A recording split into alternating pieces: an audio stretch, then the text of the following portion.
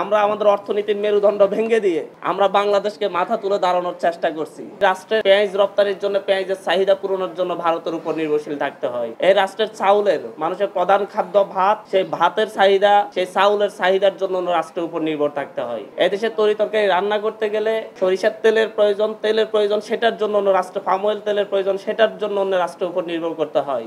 এদেশের আপনার যে কোনো বিষয়ে আপনি অন্য রাষ্ট্রের উপর নির্ভরশীল থাকেন, কিন্তু আপনি বলেন, আমরা বলি একদিন না একদিনে বাংলাদেশ মাথা তুলে দাঁড়াবে, কিন্তু আসলে আমরা আমাদের অর্থনীতির মেরুদণ্ড ভেঙে দিয়ে আমরা বাংলাদেশকে মাথা তুলে দাঁড়ানোর চেষ্টা করছি। শুধু মাথা তুলে দাঁড়ালে হবে না, কোমরটাও তুলে দাঁড়াতে হবে। কিন্তু আপনি মনে করেন আমরা ভারতের অ্যান্টি ইন্ডিয়ান অনেক স্লোগান দিই, রাজনীতি করি, কথা বলি, এটা আমাদের কাছেও ভালো লাগে। বাস্তবিক হচ্ছে ইন্ডিয়া আমাদের উপর শোষণ করেছে।